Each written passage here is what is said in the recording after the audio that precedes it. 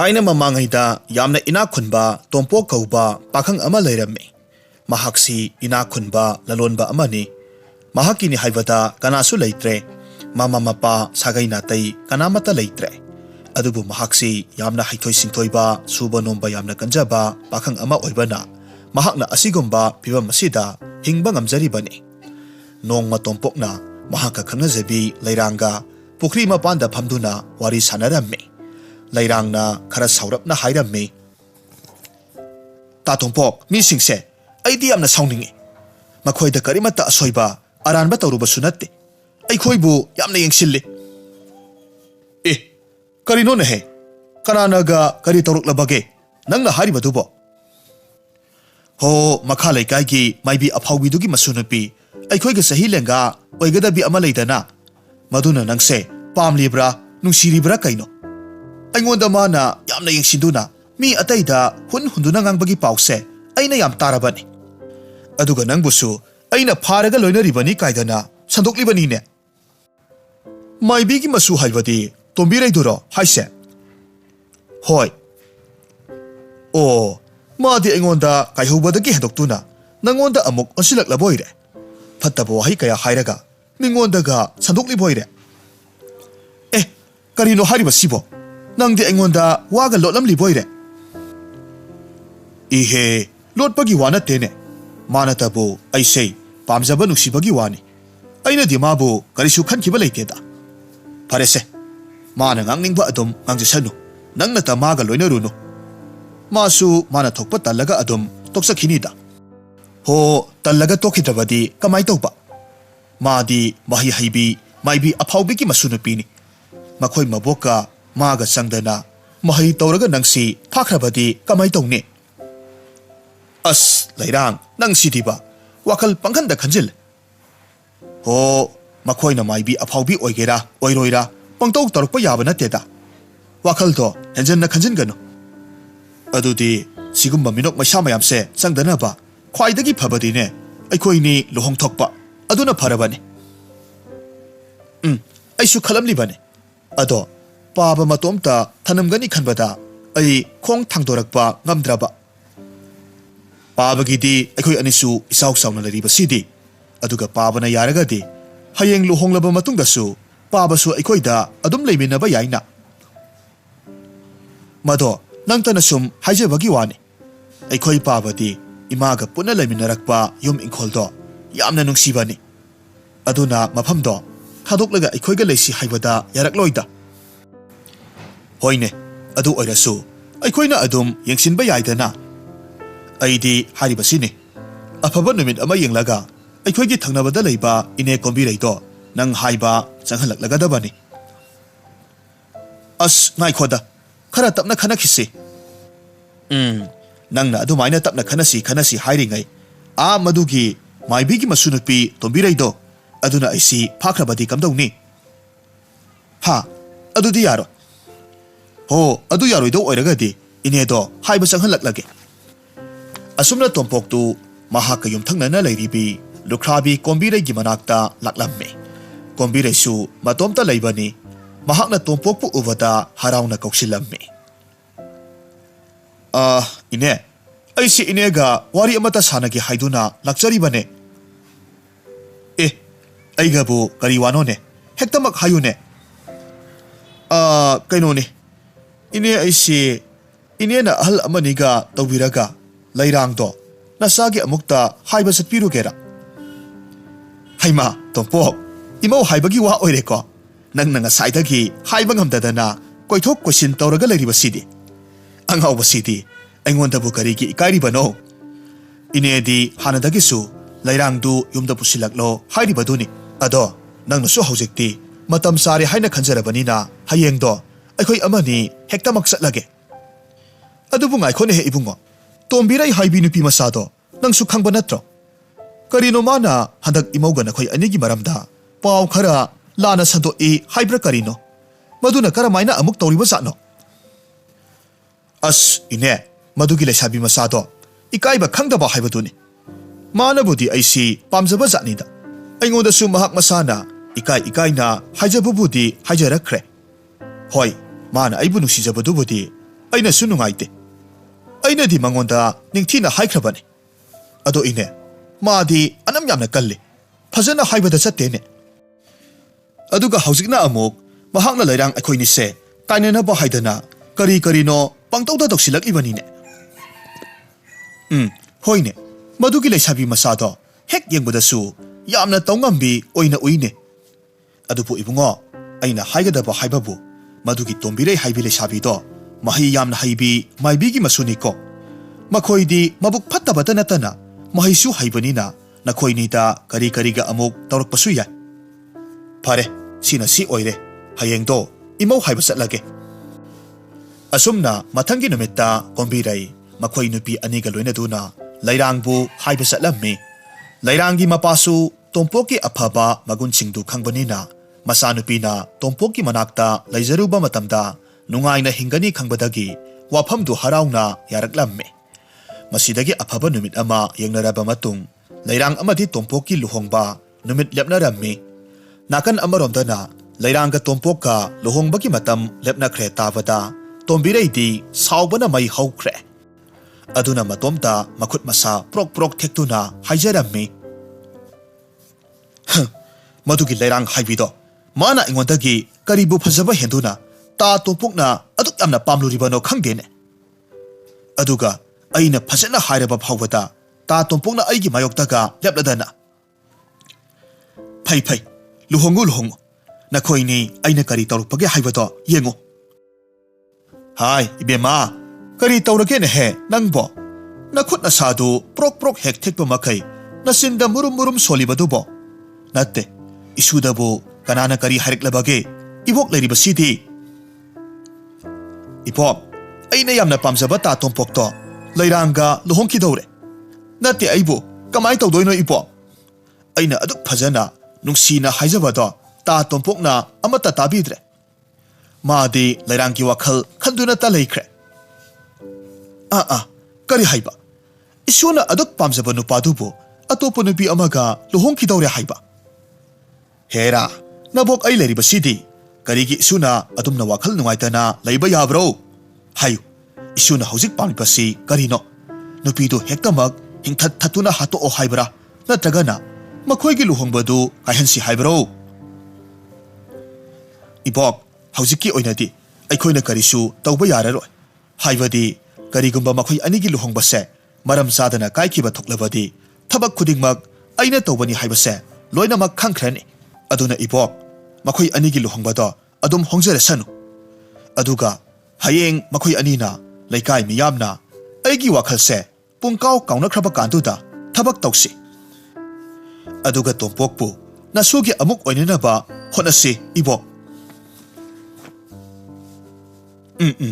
ꯋꯥꯈꯜ ꯂꯩꯕꯤ ꯏꯁꯨꯅꯤ ꯐꯔꯦ ꯐꯔꯦ ꯑꯗꯨꯗꯤ ꯏꯁꯨꯅ ꯍꯥꯏꯔꯤꯕ ꯑꯗꯨꯃꯛ ꯇꯧꯔꯁꯤꯀꯣ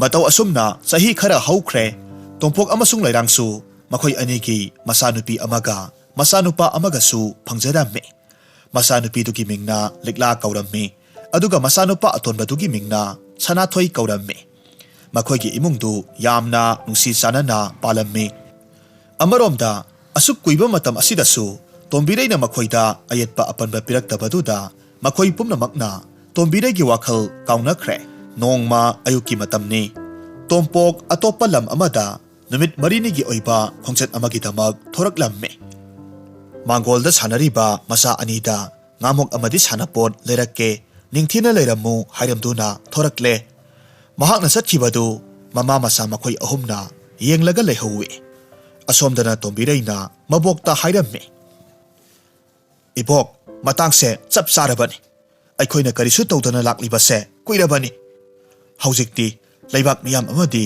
ꯃꯈꯣꯏꯒꯤ ꯃꯇꯩ ꯃꯅꯥꯎ ꯑꯅꯤꯅꯁꯨ ꯑꯩꯒꯤ ꯋꯥꯈꯜꯁꯦ ꯃꯄꯨꯡ ꯐꯥꯅ ꯀꯥꯎꯔꯝꯂꯒꯅꯤ ꯑꯗꯨꯅ ꯏꯕꯣꯛ ꯑꯩꯈꯣꯏꯒꯤ ꯊꯕꯛꯇꯣ ꯄꯥꯡꯊꯣꯛꯄ ꯍꯧꯔꯁꯤ ꯏꯕꯣꯛꯅ ꯇꯧ ꯍꯥꯏꯕ ꯊꯕꯛ ꯑꯗꯨꯒ ꯇꯝꯃꯣ ꯍꯥꯏꯕ ꯃꯍꯩ ꯄꯨꯝꯅꯃꯛꯇꯣ ꯑꯩ ꯂꯣꯏꯅꯃꯛ ꯇꯝꯖꯔꯦ ꯅꯁꯨꯅ ꯊꯕꯛꯁꯦ ꯍꯧꯖꯤꯛꯇꯤ ꯍꯦꯛꯇꯃꯛ ꯄꯥꯡꯊꯣꯛꯄ ꯍꯧꯖꯔꯒꯦ ꯑꯁꯨꯝꯅ ꯅꯣꯡꯃ ꯅꯤꯅꯤ ꯍꯧꯈ꯭ꯔꯦ ꯂꯩꯔꯥꯡꯒꯤ ꯃꯃꯥ ꯃꯆꯥ ꯃꯈꯣꯏ ꯑꯍꯨꯝꯗꯨ ꯇꯣꯝꯄꯣꯛꯄꯨ ꯍꯜꯂꯛꯄ ꯉꯥꯏꯔꯝꯃꯤ ꯑꯗꯨꯕꯨ ꯇꯣꯝꯄꯣꯛꯅ ꯍꯜꯂꯛꯀꯗꯕ ꯅꯨꯃꯤꯠꯇꯨꯗꯒꯤ ꯅꯣꯡꯃ ꯅꯤꯅꯤ ꯍꯦꯟꯗꯣꯔꯛꯂꯕ ꯐꯥꯎꯕ ꯇꯣꯝꯄꯣꯛꯇꯤ ꯍꯜꯂꯛꯂꯝꯗꯦ ꯃꯁꯤꯗ ꯌꯨꯝꯗ ꯂꯩꯍꯧꯔꯤꯕ mama masadudi thawai wajarammi liklaina mama da hairammi ima karigino aikhoi pabana nongmanini chontharaba phawba halakthi basibo natte aikhoi pabadubu kari kari awabaga taraba satlo napa bungna satkhibadudi langphaidani thabakna yadabagi tawribra khangdre as khangdre da ibema nokpa nupa sina chawba sarep pharamlabadi kharadangsu phagadabani hariba numitugi numidang wairamni tompok mayumda halaklamni adubu tompok ki masadudi ihei hainingdabagumna lairangna urammi mapuroibagi matautuda yamna ngakna hangjarammi makhoi pabung kari tawba yaurobage aduk thawai nungaitana uribasibo aduga karigino numit humni marini chontharakliba sibo kari khudong chadaba mayok narakpage aduga karigino numit humni marini chontharakliba sibo kari khudong thiba thoklakpage kaisu tawdeda thabakna yadadana tawbani angang singdi asi haiduna makhoini imungda changminnei liklaga sana thoikasu mapabung halakle haibaduda yamna harauna imungdagi senthoraklammi masidagi sana thoina tompokta hairammi pabung aigi sana potka sanaba asa potka di leibirakpro aidi pabung halakpa ngaibada kayam wai khangbra leire chatlo nasega sanaruro se masi lawro ai sei lamsang lakpagi waga wabane panglangda langganuko ai taningde tompok nongmata mahak masasingda adumaina haidabani maramaduna mapuroibagi mataududa lairang karino khalammi mahakna hairammi makhoi pabung natte kari tawrabage karigino isaw sawna uribasibo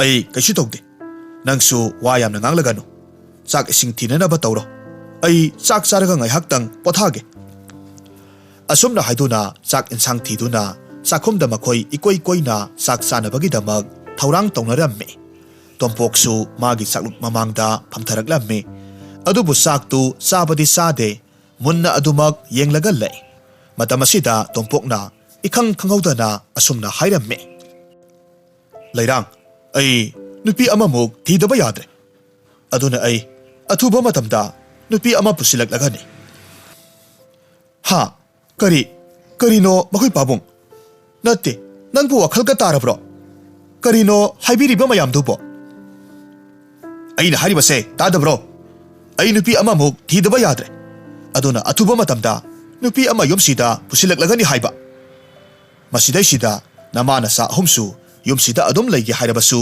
leiro aduna tragana kadaidano nangi napa asibaduna thamlamba yum masaduda leiruge haibra aduga nakhoi ahumna yomsida leigi haiba taragadi aina pusilakadoriba nupido nakhoina ningthi nungaina amadi harauna leiminaba tabani masanupi ahalna hairammi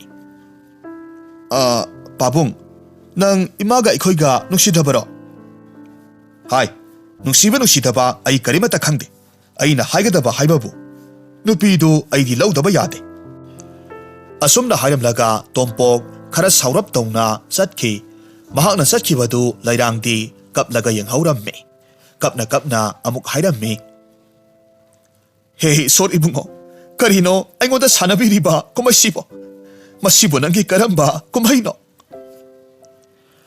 mathangi numitni tompok ayuk ngana thokibadagi numit taramdagi matamda hanjilaklammi aduga mahakna hanjilakpa matamdadi tombireiga loina duna halaklammi tompokna matam amagi mangonda ngaujaramba tombireibu mahaki nupi atonbi oiragani haina pusilakpa aduda lairangdi pungak ngakre adubu signaba kharadi adumak phaurammi masidagi lairangna hairammi makhoi pabung karino tawbirakli basibo tombireina khommi lairang ngakpra ngaklugano aigi nungsibase nangna namduna munkhibani aduna haujikna amok aina nangondagi munba tare aduga masinasu loiba natri asumna haiduna tombirei tompokta amok kesinaraga hairammi ta tompok asigi lairang haibise mina lainadaba asomgi kasida mahaki ka ohello aduga aikhogi kana nahan khaina khogi ka oirambaduda adum oirasi Tompokna khomme. Hoi hoi. Lairang. Haribase tarabra. Lairang upai leitana makhoina haribadumak tauramme. Aduga sanathoi amadi liklaidi karisu haijaba ngamde. Mamana kapna tauriba thabaktu tuminna yengse. Masidagi tombireina angang anidugi manakta sangsilaga yamna sathiba minok amaga loinana hairamme. Hai, likla, nangdi namagi sumaina migi nupa munge khangenu ko. Nakhoi anidadi aina karisu taubiroida. Adubu karigumba nakhoi anisu hek lamga helaklaba. Aina kari taurakpage haibado nakhoi nisu yengo. Hariba nimisidagi matam amada ingna sikna panjaramba makhoigi imungdu punghong hongkre. Aduga tombireisi yamna su phattabada natana yamna sathiba maong matau khara makhoina uba phanglamme. Nongmagi numitni lairangna kaithelda potchei khara leiba chatlamme. Matam aduda sanathoi amadi likla sanaraga leihaurammi. Sanathoina maseda hairamme. Ise ai sak yamna lame bu. Aikhoi mahado halakhiroidro. Masena khomme. Halaklaganida. Ado nangna sak lambagi oiragadi ise leiribasidi ai thirakese. Asumna haiduna sakhumdagi sak khara thiduna mokpa nupada inbiramme. Matam aduda tombirai kadomdagino khangde sauna makhoigi manakta songsilaklammi aduga hairamme. Karino tauribasina? Hai, mama phattabiki masanupi. Nangsu hairene ha? Nangonda kanana safudagi sak kolaga nokpa nupaduda pijau haibage. Yumse aigi yum. Noi namana sana kusirasi pangtawda tawba yaba natte. Imaton, sanathoise ngasaisu sak sadabane. Haujikta sak lami haibaduda aina inbirambane. Imana su ngasai chalamdagi matamda angang sak lamnabadi pijau hairamme. Hey, aina ngangbada sinthakta khumganu. Noi namana hairamlagasu aingonda amuk hanna hangadaba khanglabra. Sibu noi namagi mayumlo. Matam amada mana sarumlagasu haujikti aina yumsigi mabema. Aduna ngasi hariba nimsidagi aingonda hairamdana ising kuya ama phauba thakpa yaro. Aidine sum pelaktreda. Hai, nakoina sinanaw animag mapanda thorau. Yamna thuna thorau. Masidagi tombireina sauna sangsilaktuna masin manaw anigi masa sagan laktuna singlammi. Kalengi numit chap yungbagi nungsa akanba aduda masin manaw anidu nungsada mamay onsinduna pamalammi. Sanathoidi angang oibana nungsagi maisana khangba ngamdabadagi kappa hauraklammi. Matam aduda liklana makhoigi matau yengliba mapabungda hairamme. Pabung, imatonse amukta haibiyo. Aikhoi nungsa maraksida khangba ngamdre. Hai, aingonda mato haiganu. Noina phangjaribado nakhoina tawjarubagi mahaini. Ngasaidagi makhoigi matau yengliba thangnabada leiribi hanubi kombiraidu angang anidugi mataududa yengba ngamdra male. Parap sangsilaktuna tombireida hairammi. Hai, ibima tombirei. Nang sibu miro saro. Natte, karigino nangna angang anisida laknariba sibo. Sibo haunaribra haibanida. Asuk yamna kankraba kalengi nungsa marak asidabu angang sibu yaifau phauraga thamba ngamliba nangi thamoido karamba thamoino. Ine, mase aikhoigi imungi oiba wani. Masida inena asuk yamna awat apa sariba sibo karigino. Nathau natana nathau sarakano. Hanu thangda sopa nangjani. Chatpiro, mafamse noigumba mathong maram khangdaba mina sangba yaba imung natte. Kombireina hairamme. Hai, tompok, natte nangbo kari taurabage. Nangi nupi atonbisina tauriba makai adum yaraga leiriba sibo. Yengu, nasa pisak anisina nungsada yaifau phauraga leire. Aduga nangna tuminna kumha yengliba. Ine tombirei, thingbiruno. Mado nangi nathau natte. Mana tauningbado adum tauksanu. Haima, tompok, nang sibo hanagi aikhoigi tompok adurana he. Karino nangna tarukiba sibo. Tombireina hairamme. Ine, yare, langbikro. Khara su ikaiba khangnasi. Kombireina khomme. Hoi ibema, nangna talabasu tandrabasu adum chatkini. adubu simadi haibige nangna toriba daramjat adunadi nangse namitana sa phawba uba phangloina he asomna haina ringai tanja sida lairang su halaklamme ine kari tawba yarobage haima sana thoi ligla karigino nakhoina kaptuna nung sada lairamni basibo se hawgalo hai ibima lairang yengo nangi nupasiga nanaw nupi asigana isu anise sa khara saru bagidamak nung sada yaipau phorom libasini nangsu uredana aduga inena su adumna tawganu haru bagidamak makhoi ani sangdana talam libasini ne ine dine ngasidagi nakhoidaga changlaklaroi aduga ibema lairang namana sa nakhoi ahum sune yumsida leibada kudong sara roiko inedi haibi hori basini asumna hairam laga kombirei satkre mahak hek chatkibaga tombirei na saungna hairamme awat apa sabi hanubi nang aina ngasi kari torokpage haibadu name titni yengo lairang na tombirei da hairamme karino tombirei nangna tori base isa anina chak chajababu nangna adumna hektamak tawba yabra ho ibema makhoigi mapado aigi di ipuroiba aigi nupagi maraldi yengsindaba yari bro he nangi nupado aigi sunupani khanglabra isa ani sigisu mapani nang nangarang hanta yum kaibi oina changaklaga yum asida tawningbata tawba yagadaba natte isa ani gidi mama ai leiri khanglabra asomna haina duna magi nupa tompokta onsillaga hairamme makhoi babung karigino nahangna tumena leiribadubo phare yum asida ai leyo haibra natragana malhengi haibra asingba ama haibiyu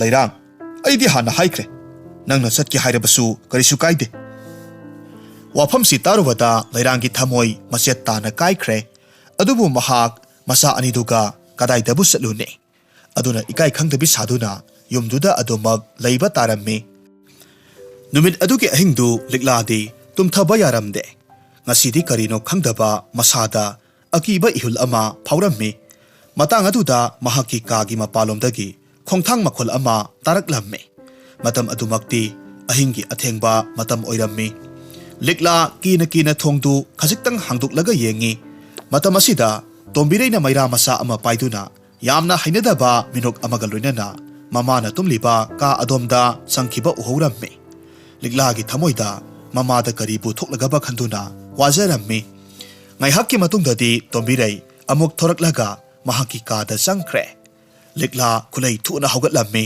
mamagi kada chansilli adubu lairangdi karisu tawdabagumna isisina tumlaga lairammi matau adu ubada liklana matomta khanjarammi